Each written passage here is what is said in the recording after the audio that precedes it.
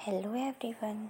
तो आज हम देखेंगे legal and ethical issues in genetic counselling. मतलब जेनेटिक काउंसलिंग में कौन कौन से लीगल और इथिकल इश्यूज होते हैं। तो सबसे पहला है respect of autonomy is the first principle of legal and ethical issues.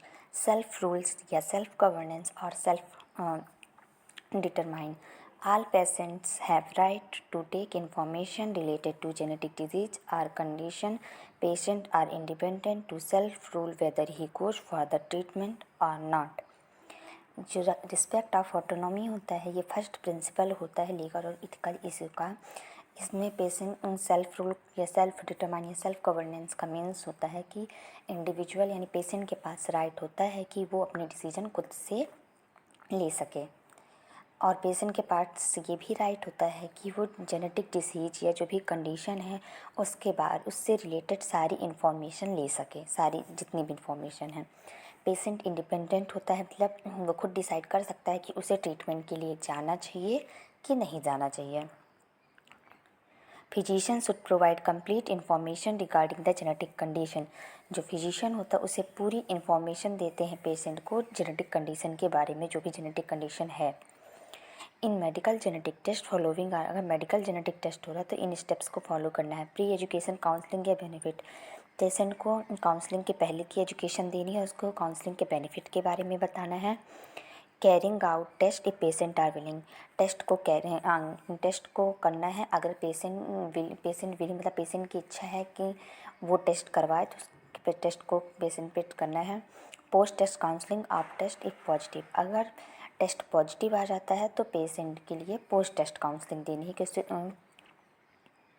उसके बाद है बेनिफिशेंस या नॉन मेलिफिशियंस। तो बेनिफिशेंस सबसे पहले, beneficence means benefit is the man made to maximise the benefit whatever an intervention is being considered. Beneficence means benefit कि एक man made होता है जिसमें जो भी हम टेस्ट कर रहे हैं उसके बेनिफिट को, मतलब हम जो भी हम टेस्ट कर रहे हैं उसमें हम जो भी इंटरवेंशन जो भी चीज़ें इम्प्लीमेंट कर रहे हैं उसका ज़्यादा से ज़्यादा बेनिफिट मिल सके पेशेंट को। नॉन मेलिफिशेंस मीन्स ये होता है कि इसमें पेशेंट के साथ हम जो भी इम्प्लीमेंटेशन कर रहे हैं टेस्ट में उससे पेशेंट को कुछ भी हार्म ना हो। Is the duty to first to not harm I to minimise the risk. ये फर्स्ट ड्यूटी होती है कि कुछ भी पेशेंट को हार्म ना हो और जो भी रिस्क है उसको कम करना होता है। Health care providers should describe the benefits and risk in order to inform decision by the patient. जो हेल्थ केयर प्रोवाइडर होता है वो डिस्क्राइब करता है बेनिफिट और रिस्क को ताकि वो पेशेंट के द्वारा करेक्ट डिसीजन लिया जा सके कि उसको टेस्ट करवाना है कि नहीं करवाना है। थर्ड पॉइंट है privacy and confidentiality. Generally acceptable principle होता है लीगल और इथिकल इशू में जो जेनेटिक काउंसलिंग होती है।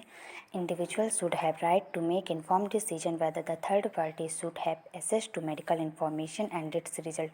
जो भी इंडिविजुअल है या पेशेंट है उसके पास ये राइट होता है कि वो डिसीजन ले सके कि जो थर्ड पार्टी मतलब जो थर्ड पर्सन है उसको उसकी कंडीशन के बारे में मेडिकल इन्फॉर्मेशन मिलनी चाहिए, उससे उसका जो रिजल्ट है उसकी इन्फॉर्मेशन मिलनी चाहिए कि नहीं।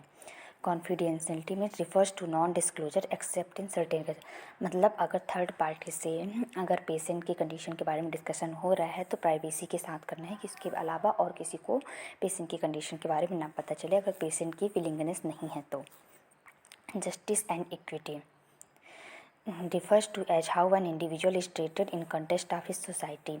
ये इसमें ये बताता है कि पेशेंट जो है वो अपनी सोसाइटी में कैसे ट्रीट किया जाएगा जब उसको पता चल जाए कि उसको कोई जेनेटिक डिसऑर्डर है।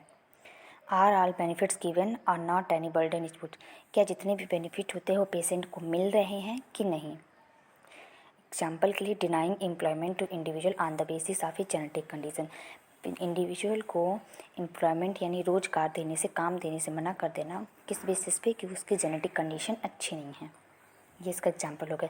इसमें हम ये देखते हैं कि जो पेशेंट है वो अपनी सोसाइटी में कैसे ट्रीट किया जा रहा है, जो भी उसको बेनिफिट्स होते हैं, जो नॉर्मल इंडिविजुअल के राइट्स होते हैं वो उसको मिल रहे हैं कि नहीं। इन्फॉर्म्ड कंसेंट नेक्स्ट पॉइंट है। All patient has the right to obtain a fair and full information और explanation before undergoing any procedure और genetic test.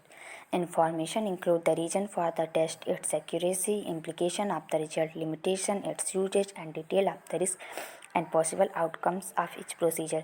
Assigned consent for a procedure test should be obtained. मतलब हर patient के पास right होता है कि अपनी वो पूरी इन्फॉर्मेशन ले सके जिस भी जेनेटिक टेस्ट से वो गुजरने वाला है।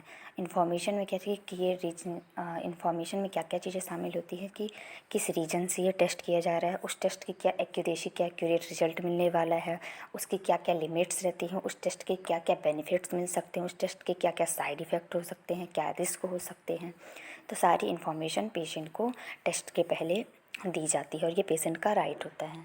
आई होप आपको मेरी वीडियोज़ पसंद आ रही हूँ, तो please like share and subscribe my channel. Thank you.